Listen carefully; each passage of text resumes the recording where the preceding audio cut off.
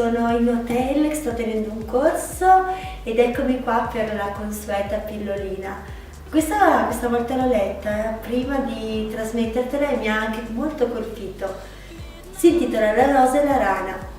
C'era una volta una rosa rossa molto bella. Si sentiva soddisfatta di sapere che era la rosa più bella del giardino.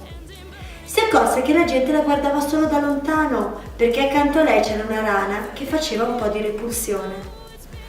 Indignata per quello che aveva scoperto, la rosa ordinò alla rana di andarsene subito e la rana obbedì. Va bene, rispose, se vuoi che sia così. Poco tempo dopo la rana passò dove era la rosa e la trovò senza foglie e senza petali e le chiese: come mai sei conciata così male? Cosa ti è successo?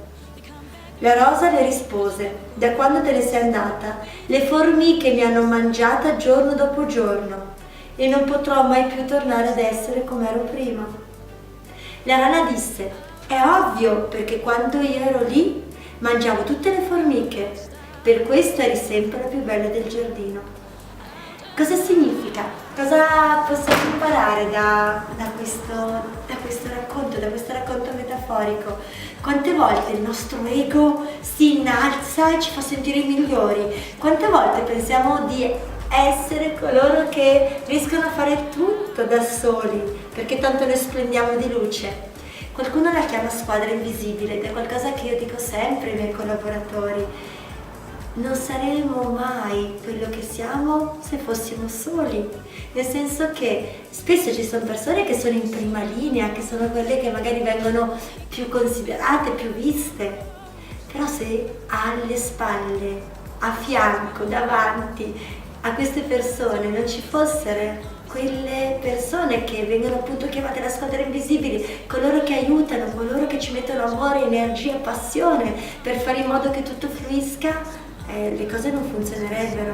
Pensa a una trasmissione televisiva, si vedono gli attori, si vede il protagonista, si vede il giornalista, non si vedono i cameraman, gli elettricisti, i responsabili della scena e tutto ciò che c'è dietro.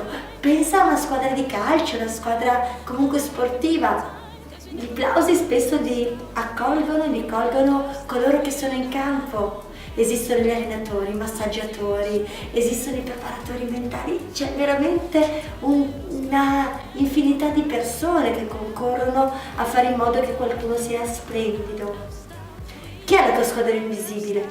Quali sono le persone a cui potresti dire grazie perché finora non l'hai mai fatto? Renditi conto, qual è la tua rana? E quali sono le formiche? A te la risposta. Ciao, ciao ciao, buona riflessione e buoni grazie, ciao!